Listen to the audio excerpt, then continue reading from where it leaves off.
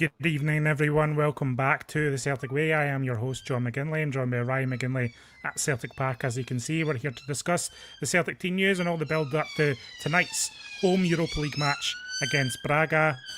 First, before we get Ryan to come in and the sirens that seem to be arriving to arrest him, we'll bring you the team news. So this is your lineup for Braga this evening. Kasper Schmeichel's in goal. Colby Donovan comes back into the starting 11 at right back.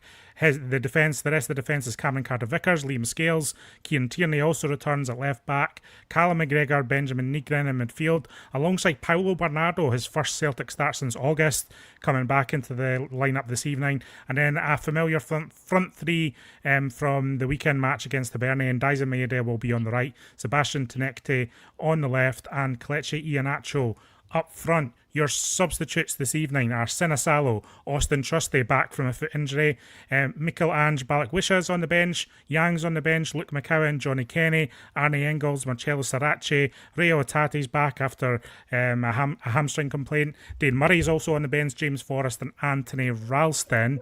Ryan, we discussed the team this morning and we tried to figure out what team Brendan Rodgers was going to go with. We got 10 out of the 11 right. We didn't foresee Paulo Bernardo coming into the starting lineup tonight just because, as I say, he hasn't started for Celtic since August. But are you pleased to see him in that midfield? Yeah, despite it not being the team that we predicted, it's probably the team that a lot of us wanted with regard to Paulo Bernardo coming back into the side. As we spoke about in the morning briefing, bringing some of that Portuguese know-how against Portuguese opposition. It's good to see him back in the side. His first start since August. Brendan Rodgers yesterday was saying that he's fully fit and ready to go. We sort of tried to translate those or decipher those quotes as thinking that maybe he was going to start on the bench tonight, but no, Brendan Rodgers has thrown him straight back in. Kieran Tierney's back in. I've got to say, I think that's a pretty strong lineup for tonight's game against Braga. I'm fairly happy with what I'm seeing from Brendan Rodgers' selection. Yeah, and as expected, Colby Donovan coming in on the right. Again, a big night for him. Still finding his way in the Celtic team, but I guess another kind of vote of confidence from the manager. He said he has no qualms about throwing Donovan into these situations. He said that last week. He said it again in the build-up to this one. He says Donovan's not frightened of anything and we'll need that urgency from that right flank tonight. I'm looking at the wide areas and hoping for something from them tonight. I think it was the wide areas Celtic looked strongest at the weekend, albeit with different personnel. Marcello Sarace, I thought, had a very impressive game against Hibs, and Anthony Ralston did all right too. But they'll be key tonight, especially we know the way Braga play. They have a back three and they'll be playing with wing backs, and so there could be opportunity for Celtic to exploit any space that they leave too. Yeah, I think a lot of Celtic's positive play does come from their wide positions, as you said. That was the case against Hibernian. A lot of their best players are situated there, both in the full-back positions with the likes of Kieran Tierney and in the forward areas from Tenetke already, and Daizen Maeda, who's playing a little bit out of position, but he's still playing in a wide position. You'd expect him to be able to perform adequately in that area. I think a lot of Celtic strengths do come from the wide areas, and you're hoping that if Braga are playing with wing backs, then Celtic could potentially exploit any space that they leave behind if they choose to attack. That's got to be the aim for Celtic. They've got to make home court advantage count tonight. Basically, the fact that it's at Celtic Park, there's a little bit more of a feel-good atmosphere around the place as well since the announcement of the silent protest being postponed. There's a little bit more optimism in there, and I'm hoping that off-field optimism can then be brought on the park and Celtic can get a good result tonight. Yeah, you've been speaking to some fans outside Celtic Park, the ones who are arriving early. What is the vibe from people that you're speaking to just on the different issues that have been facing Celtic over the last few days? Well, first of all, people are really, really happy about the fact that the silent protest isn't happening tonight. And it was going to be a long time, 29 minutes worth of silence, which could have potentially hampered the team and it would have hampered the atmosphere as well. So people are delighted that isn't the case. They're also happy that on Monday, Celtic fan organisations are meeting with Celtic to discuss any resolutions that can be made between the two organisations or the two parties. So that was positive as well. But they're also positive about the emergence of certain players. I did speak to a couple of people also about Paulo Bernardo and the fact that they were desperate to see him in games, maybe even tonight, they said, and their wish has been granted because there he is, Celtic's Portuguese midfielder, as in the team tonight. So yeah, that optimism is certainly there. at Celtic Park at the moment, and you're hoping that as the game draws closer and closer, nearer and nearer, the decibel levels can rise and rise, and Celtic could have that. Celtic and the support together can have a positive night, both on and off the park. So I'm just looking at Bernardo's record here, just his recent starting record. Now, Brendan Rodgers mentioned yesterday, which was accurate, of course, that he did have injury issues in the tail end of last season, which affected his summer and perhaps his preparation. Obviously, he was away with the Portugal under-21 side as well. He started the 3-0 game against Livingston in August. Before that, his last start was the Scottish Cup final against Aberdeen. He had started 2 games prior to that. He started St Mirren and Aberdeen. But before that, you have to go back to the Wraith Rovers win in February for 5 starts ago. So he's definitely not been a consistent feature in Brendan Rodgers' 11. But, Rodgers does this from time to time. He kind of talks up a player in the media. He says they're ready. He says their fitness is at peak and they're ready to go. And then he puts them in the starting 11. Sometimes that can get a reaction from the player. I guess, if Bernardo is wanting more minutes in a Celtic shirt, and Brendan Rodgers again said, perhaps he's not been playing quite as often as he would have liked over the last 12 months or so. If Bernardo has ambitions to be in the Celtic team, there's no better opportunity, I think, than tonight against Braga at home to really stake his claim. Because, as we've mentioned, Arne Engels came into the team at the weekend, didn't really impress. Luke McCowan's shown stuff, but we know that Brendan Rodgers doesn't go to Luke McCowan as a consistent starter either. So there's places up for grab in this Celtic midfield at the moment, especially with Rio Hatate, a few lingering injury issues, and obviously he's been off the boil of late too. So it's a real opportunity for Bernardo tonight. This is his big opportunity to really stake a claim in the Celtic midfield, because at the moment, apart from maybe Benjamin Negron with the goals that he's scoring at present, there's not really anybody else staking a claim or staking a massive, there's not anybody in the team that, apart from McGregor as well, to be fair, because he's the captain. But in that other position where Engels and Hatate and Paulo Bernardo's in there tonight, Luke McCowan too, nobody's really staked a claim as well as they should. Somebody needs to take that opportunity.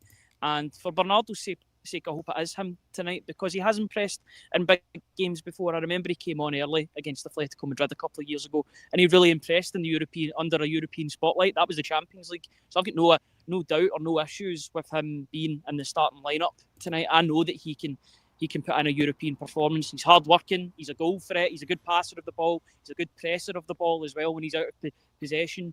I like what he brings to the team. He'll bring that grit that I think has been sorely needed in the team too. He's not afraid to put in a tackle when required to. So, yeah, I'm hoping that he can take this chance with both hands tonight. Something that has been missing from Celtic's performances that was actually there against Hibs was just the ability to win the ball back in the opposition half. Mm-hmm. Now, I think part of that was because Hibs didn't really have an outlet on the day and I don't think they really set up particularly effectively to combat Celtic's shape and press. But Celtic did press Hibs well, and I think maybe Bernardo brings energy again in that sense.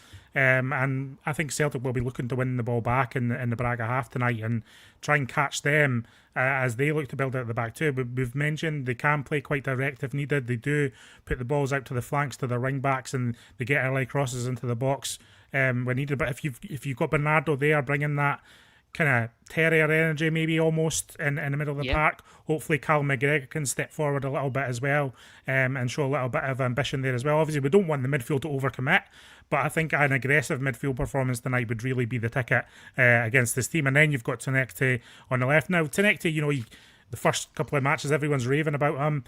I wouldn't say he's gone off form by any means, but again it's a night you're looking for, a big night for Tenekte, another experience for him, a home European match for him to get his teeth into. And again, listen, I thought Iheanacho was fine against Hibs. He just didn't have that finishing touch, did he? He had a really golden chance in that first half, and you're hoping if there's one or two chances tonight, then he can show that he can step up and finish consistently too. Yeah, and Kasper Schmeichel yesterday was talking about the fact that he'll be on cloud nine once he scores his first goal at Celtic Park. He's already done it away from home for his new club, but it's all about getting that first goal. Should have been at the weekend, that chance that he had. A couple of chances that he had at the weekend that he maybe should have done better with, particularly the one that Daizen Maeda played through. I'm hoping that those cobwebs maybe that are in his game, I don't know if they were in his game presently at home, but hopefully they've been dusted off now and he's ready to lead the line for Celtic tonight. You talk about Tenekte. I've been impressed with him in most of the games that I've watched him. Yes, he was quiet against Red Star Belgrade. This is a home game. He's going to get lots of possession of the ball. Celtic are going to have to rely on him as a wing outlet. I'm just thinking about those wing backs in particular that Braga are going to be playing with. That should leave space for a player like Tenetke to really go and attack the opposition. If he can do that, then I think it could be a good night for him as well. But we know what he can bring to the game, to the team. He's played 4 or 5 games for Celtic. He's shown glimpses of brilliance in near enough all of them. So it's all about putting it all together. He's still a work in progress, but the initial signs do look good, and you're hoping that he can have a good European night tonight against Braga. We kind of mentioned this morning, but with the lack of silent protest, I feel like the crowd are going to be even more up for it had the planned silent protest not been on the cards and then cancelled. If this was just, none of that had happened and this was just a run-of-the-mill European night, it would have still been a good atmosphere, but I think it's going to be at a different level tonight because I think the fans will be wanting to prove a point that they're really behind the team, because I don't think that's ever really been in doubt, but obviously just off the back of the weekend there's been a bit of chatter about that, and I think the fans and everyone at Celtic Park, yourself included, will be really up for this one.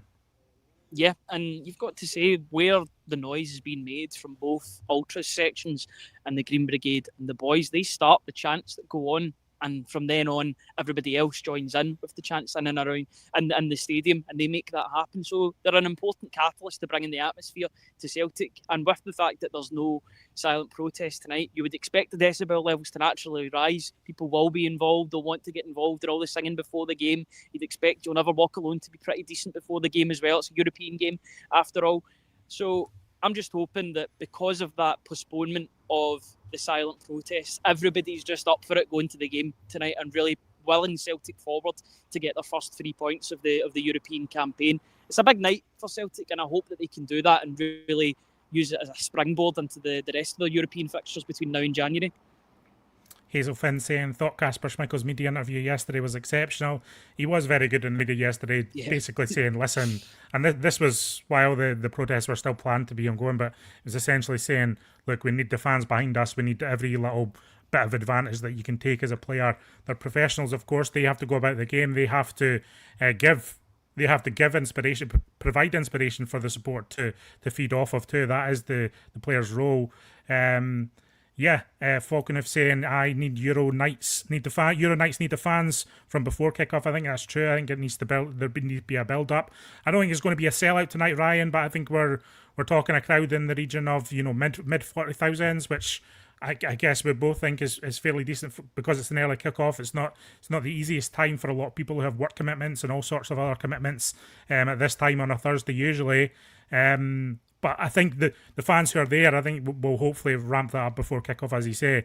Europa League anthem, I don't think people are as into that as the Champions League one, but Celtic fans can generate their own excitement, No, they'll maybe know the anthem, but they won't sing it like the way they do, or that big cheer that they do with the Champions League. Although I would like to see that, that'd be quite impressive if they did manage that. But I think a good showing of the support tonight was the fact that I was speaking to a couple of Irish fans about 10-20 minutes ago. So there have been some people that have travelled from Ireland for this game. So that's a pretty good sign that shows that there'll be numbers at the game tonight. I'm hoping that there was a bit of a last minute flurry and people got their tickets to make it as good an atmosphere as possible and to really will the team on. I think there's a real hope and a want for Celtic to do well now.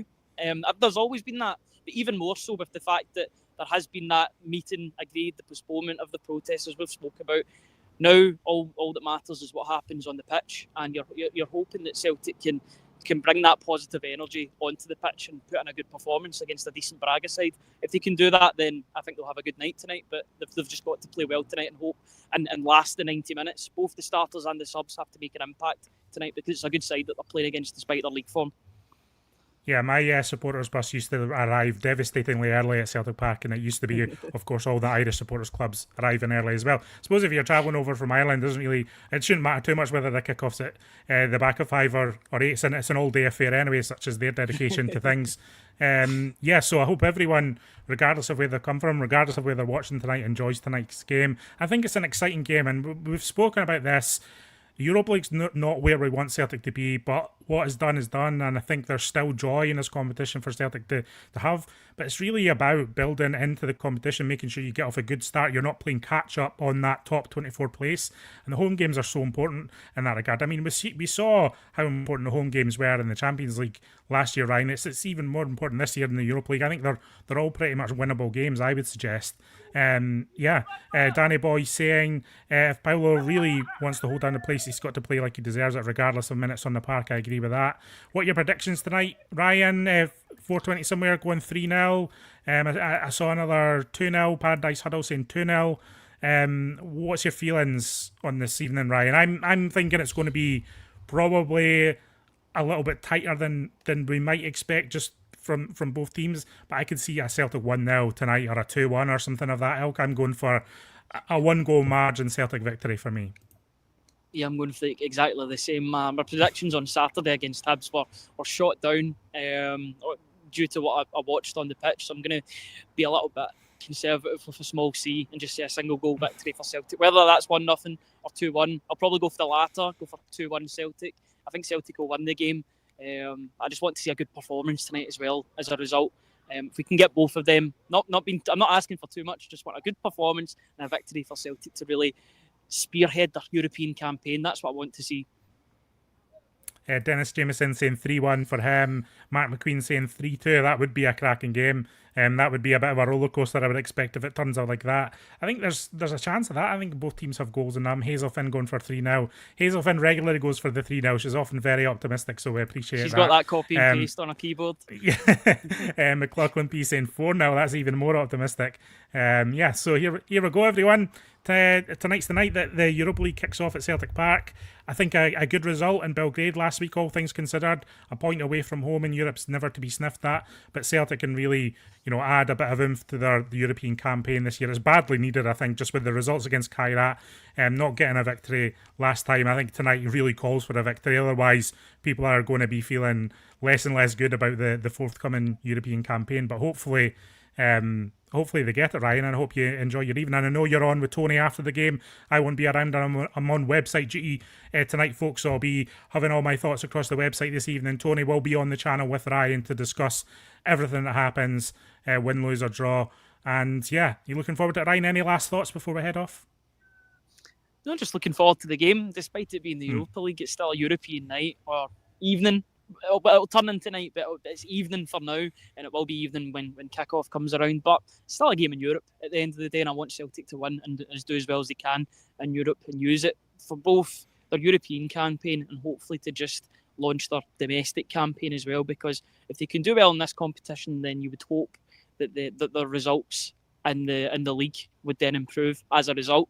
So that's my hope for tonight. I'm just looking forward to the game, and fingers crossed Celtic get the 3 points at Celtic Park tonight.